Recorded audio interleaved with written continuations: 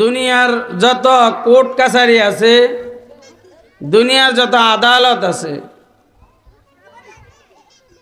প্রশাসন সহ যত বাহিনী আছে, সবাই অপরাধীকে খোঁজ করে তার অপরাধের কারণে শাস্তি দেওয়ার জন্য, তার নামে মামলা করার জন্য, তাকে অ্যারেস্ট করে কারাগারে নিক্ষেপ করার জন্য, শাস্তির আওতায় আনার জন্য, পানিশমেন্ট দেওয়ার জন্য। দুনিয়াতে অপরাধ করলে ওই অপরাধীকে কেউ ছাড় দিতে চায় না। আর আমার আল্লাহ এমন এক মহান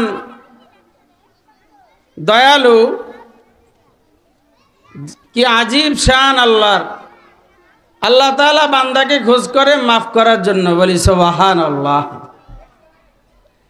আল্লাহ তাআলা চান যে বান্দা কার কত বড় অপরাধ আছে, কার কত বড় গুনাহ আছে, কার কত বড় অন্যায় আছে,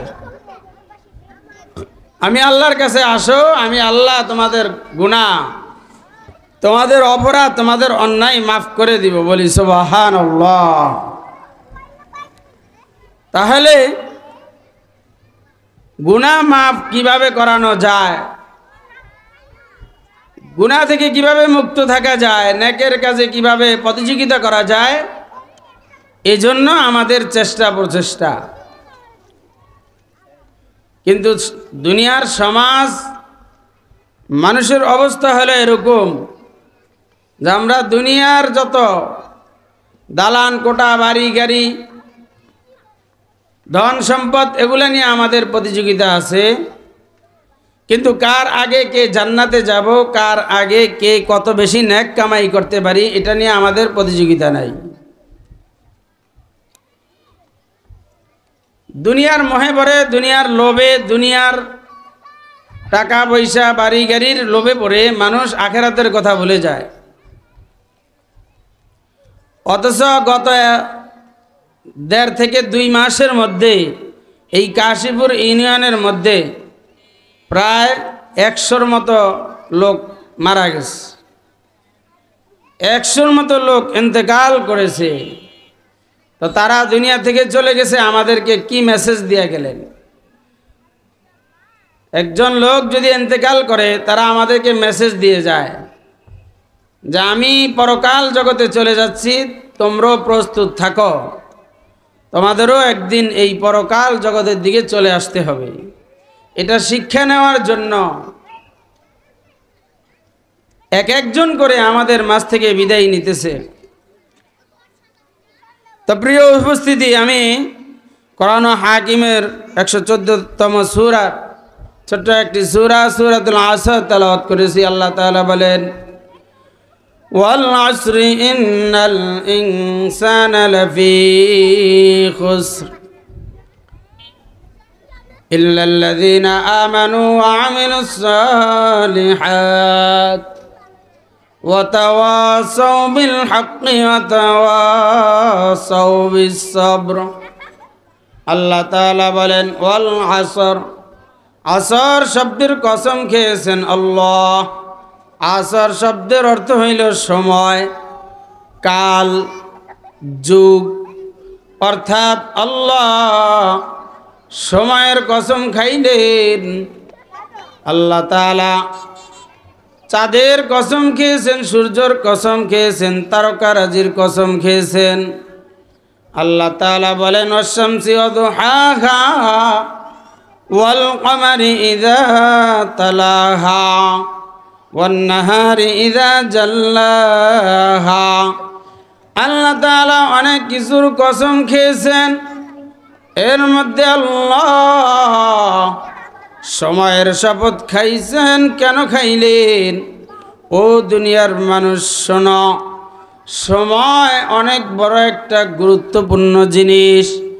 এই সময়কে যে যত বেশি কাজে লাগাবি, সে তত বেশি দামি হয়ে যাবে। তিরমিজি শরীফের মধ্যে আসছে, শেষ নবীর উম্মতের বয়স হবে 60 থেকে 70-এর মধ্যে। এখন কেউ যদি আজ সকালবেলা জন্মগ্রহণ করে, বুঝতে হবে সকালে জন্মগ্রহণ করার পর দুপুর পর্যন্ত যদি ৬-৭ ঘন্টা চলে যায়, ওই সন্তানটার জীবন থেকে 7 ঘন্টা মাইনাস হয়ে গেল।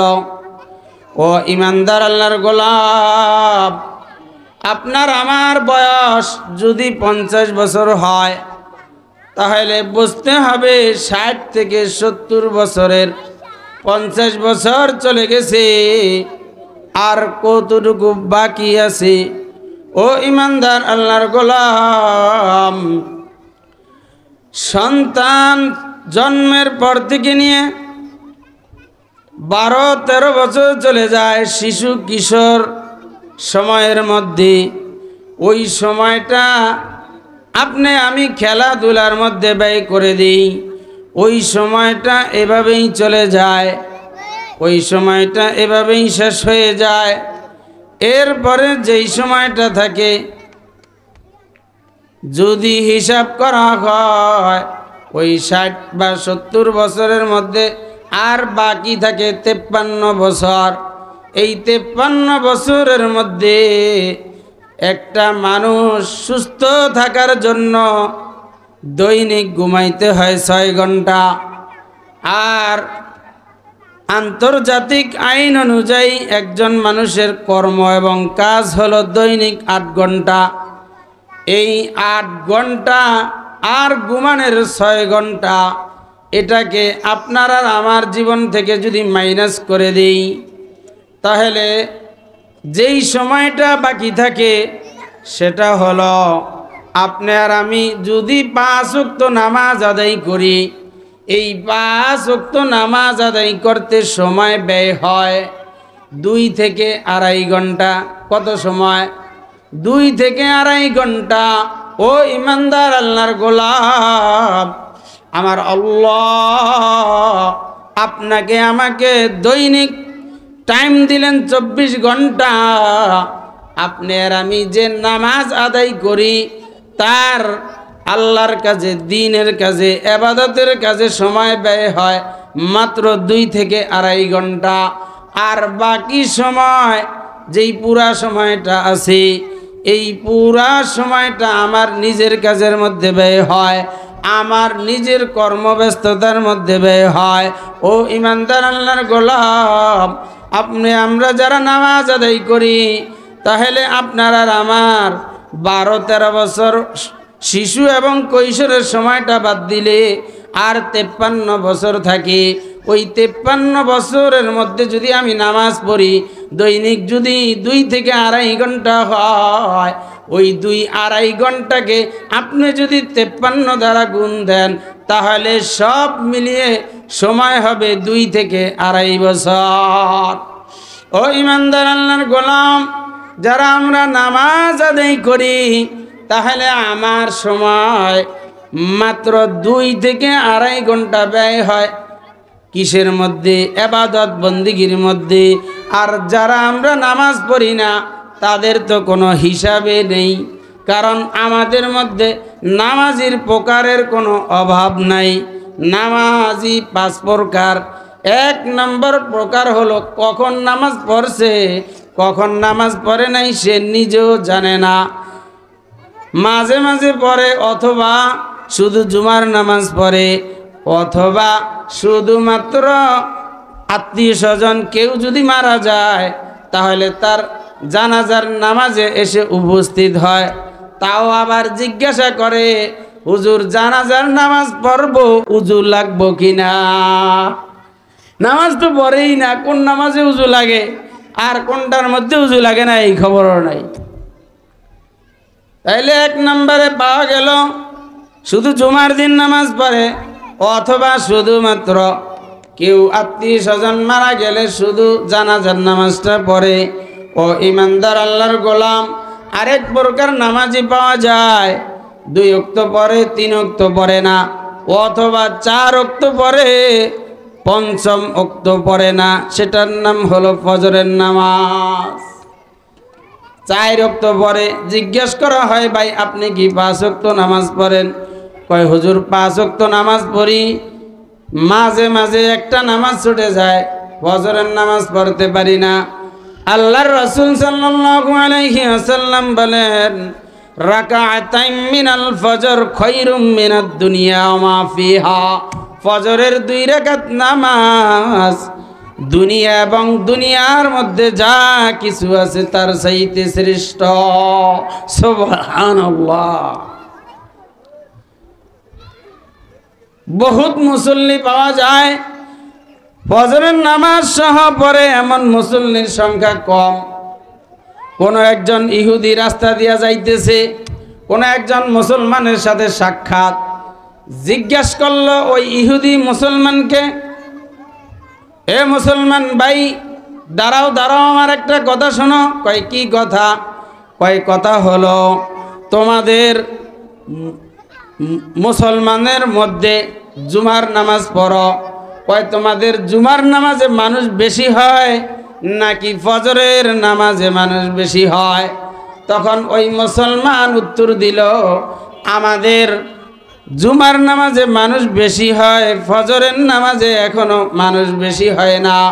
ইহুদি বলতেছে, তাহলে আমাদের হিসাব ঠিক আছে, আমরাও এটাই চাইতেছি যে যেই দিন তোমাদের জুমার নামাজের মুসল্লি হয়ে যাবে ফজরের নামাজের মুসল্লি, ওই দিন আমরা টেনশনে পড়ে যাব, কিন্তু যতদিন দেখব তোমাদের ফজরের নামাজে মুসল্লি কম, ততদিন আমাদের আর কোনো টেনশন নাই। দেখছে? কারণ জানে এই 2 ওয়াক্ত 3 ওয়াক্ত নামাজি পড়ুয়া মানুষ, ওর ঈমান কোনো কামেল না। কারণ ঈমান কামেল হওয়ার জন্য 5 ওয়াক্ত নামাজি হইতে হবে। শুধু 5 ওয়াক্ত নামাজি হইলেই চলবে না, 5 ওয়াক্ত নামাজের সাথে আপনার সুদের কাজ ছেড়ে দেওয়া লাগবে, আপনার ঘুষের কাজ ছেড়ে দেওয়া লাগবে। 5 ওয়াক্ত নামাজ পড়ে অথচ এখনো পর্যন্ত সুদ খাওয়া বন্ধ করে নাই, 5 ওয়াক্ত নামাজ পড়ে অথচ এখনো পর্যন্ত ঘুষ খাওয়া বন্ধ করে নাই। ও ইমানদার আল্লাহর গোলাম, আল্লাহ তাআলা ওয়াল আসর, আসর শব্দের কসম খাইছেন, সময়ের কসম খাইছেন। ও ইমানদার আল্লাহর গোলাম, আপনি আর আমি আল্লাহর ইবাদত বন্দিগি করি আর নাই করি, সময় কিন্তু সেকেন্ড চলে যায়। আপনার আমার জীবন থেকে একটা সেকেন্ড মাইনাস হয়ে গেল। সময় যদি মিনিট চলে যায় তাহলে বুঝতে হবে আপনার আমার জীবন থেকে একটা মিনিট মাইনাস হয়ে গেল।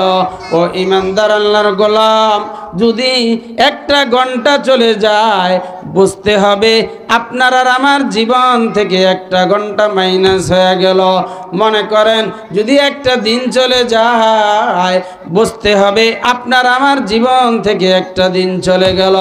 যদি আপনার জীবন থেকে একটা রাত চলে যায় বুঝতে হবে আপনার আর আমার জীবন থেকে একটা রাত মাইনাস হয়ে গেল। এমনও মুসল্লি পাওয়া যাবে, এমনও মুসলমান পাওয়া যাবে আজকে সকাল 6টা থেকে নিয়ে সন্ধ্যা 6টা পর্যন্ত একবার সুবহানাল্লাহ বলবে, এই সময়টা পায় না। কিন্তু তার মোবাইলটা সে কিন্তু দৈনিক 50-100 বার হাতের মধ্যে না নিলে তার ঘুম হয় না। অথচ যদি জিজ্ঞেস করা হয় আজ সকাল থেকে সন্ধ্যা পর্যন্ত তুমি কতবার লা ইলাহা ইল্লাল্লাহ পড়েছ, কতবার তুমি সুবহানাল্লাহ পড়ছ, কতবার তুমি আলহামদুলিল্লাহ পড়ছ, কতবার তুমি আল্লাহু আকবার পড়ছ, কতবার তুমি আল্লাহ আল্লাহ জিকির করছ, বলবে হুজুর আমি তো আমার এই কাজে ব্যস্ত ছিলাম, এই কাজে ব্যস্ত ছিলাম, জিকির করতে পারি নাই। ও ভাই, জিকির করা তো তোমার কাজকে বাধা দেয় দেয় না। রান্না করো সেই জায়গায় তুমি জিকির করো, তুমি হাতে কাজ করো মুখে জিকির করো, তুমি পায়ে কাজ করো তুমি জিকির করো, তুমি রাজমিস্ত্রির কাজ করো সেখানেও তুমি জিকির করতে পারো। তুমি এখান থেকে 2 নাম্বার গেটে যাইবা, তোমার কর্ম করার জন্য ডান দিক দিয়া যাও, সুন্নতের উপরে আমল হয়ে যাবে। আর জিকির করতে করতে যাও। নূর মসজিদ থেকে 2 নাম্বার গেটে যাইতে যতটুকু সময় ব্যয় হবে ততটুকু সময় আল্লাহ তাআলা তোমার আর আমার আমল নামার মধ্যে লিপিবদ্ধ করে দিবেন। সুবহানাল্লাহ। আল্লাহ আল্লাহ क्या मुबारक नाम है, अल्लाह अल्लाह आशिकों का कम है, अल्लाह अल्लाह इस शीरीन नाम शेर शाकर में कुनद जन्म तनाम। ओ दुनियार मानुष ईमानदार अल्लाहर गोलाम इमाम फखरुद्दीन राजी तफसीरे इब्ने कासीरेर लेखक उनी বলতেছেন ওয়াল আসর, আসর শব্দের আমি তাফসীর শিখেছি ওই বরফ বিক্রেতা থেকে। মনে করেন কোন বরফ বিক্রেতা সকালবেলা যদি বড় একটা বরফের চাকা ক্রয় করে, এই চাকা ক্রয় করে তার উদ্দেশ্য হলো আমি বড় একটা বরফের চাকা পুঁজি হিসাবে, ক্যাপিটাল হিসাবে, মূলধন হিসাবে আমি ক্রয় করলাম। আর উদ্দেশ্য হলো সকালবেলা আমি এই বরফের চাকাটা কিনলাম আর সন্ধ্যা পর্যন্ত ভেঙ্গে ভেঙ্গে আমি বিক্রি করব। কয় দেখেন যদি ওই বরফ বিক্রেতা ওই বরফের চাকাটা এনে সে বাসার মধ্যে রেখে দেয়, ভেঙ্গে ভেঙ্গে বিক্রি না করে, সকাল 6টা বেলা ওই বরফের চাকা কিনছে, এখন যদি 7টা বাজে ওই বরফের চাকাটা একটু ক্ষয় হয়ে যাবে, 8টা বাজলে আরো একটু ক্ষয় হবে, 9টা বাজলে বরফের চাকা আরো ক্ষয় হবে। এইভাবে ক্ষয় হইতে হইতে শেষ হইতে হইতে মাগরিবের সময় যখন হয়ে যাবে বরফ অলায় গিয়া দেখবে তার বরফের চাকা পুরাটাই শেষ হয়ে গেছে।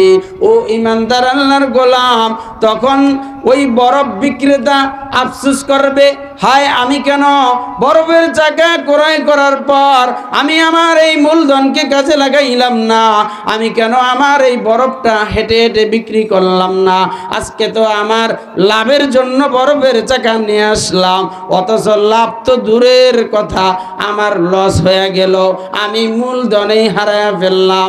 ইমাম ফখরুদ্দীন রাজি বলেন আমি ওয়াল আসর শব্দের তাফসীর এই বরফ বিক্রেতা থেকে শিখেছি।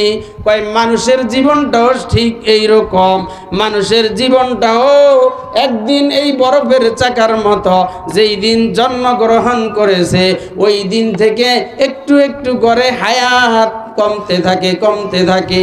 কয় তোমার আমার হায়াত কমতে থাকে, একটা পর্যায়ে যখন চলে যাওয়ার ডাক আসবে তখন আর যতই তাল বাহানা করো তখন আর কোনো কাজ হবে না, তখন শুধু আফসোস করবা আমি আমার জীবনটাকে কি করলাম কি করলাম, কোন কাজে ব্যয় করলাম, আমি আমার এই জীবনটাকে কেন কাজেই লাগাইলাম না, আমি কেন সুদ ছাড়লাম না, আমি কেন ঘুষ ছাড়লাম না, আমার জীবন থেকে কেন এমন একটা মিনিট চলে গেল আমি ওই মিনিটের মধ্যে কেন জিকির করলাম না, আমার জীবন থেকে কেন একটা সেকেন্ড চলে গেল যেই সেকেন্ডের মধ্যে আমি কেন জিকির করলাম না, আমার জীবন থেকে একটা দিন চলে গেল ফজরের নামাজে মুয়াজ্জিন আমাকে ডাকলো আমাকে পাইল না, জোহরের নামাজে আমাকে মুয়াজ্জিন ডাকলো তাও পাইল না, আসরের নামাজে ডাকলো তাও পাইল না,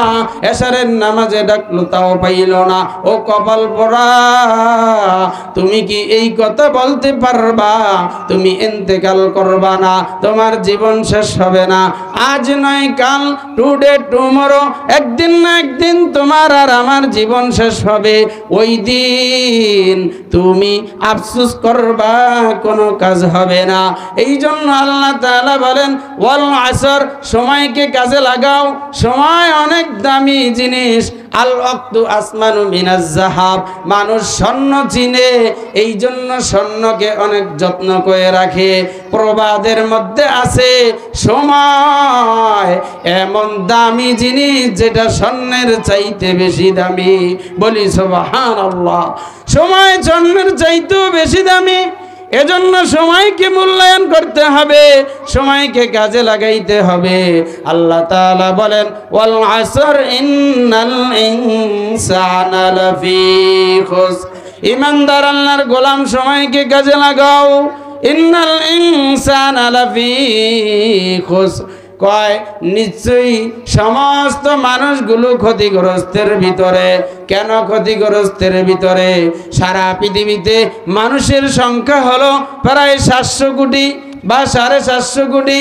এই 700 বা 750 কোটি মানুষের মধ্যে যারা ঈমানদার, এই ঈমানদারের সংখ্যা হলো মাত্র 2 থেকে 2,500। আর ইহুদি, বৌদ্ধ, খ্রিস্টান, হিন্দু এদের সংখ্যা বাকিগুলো।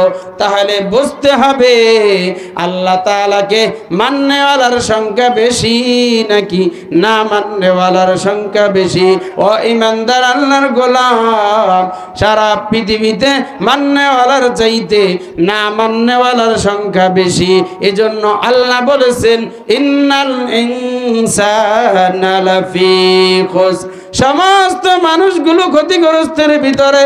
ইল্লাল্লাযিনা আমানু ওয়া আমিলুস সালিহাত, একমাত্র ওই লোকগুলো ক্ষতিগ্রস্তের মধ্যে নয় যারা নাকি ঈমান আনবে।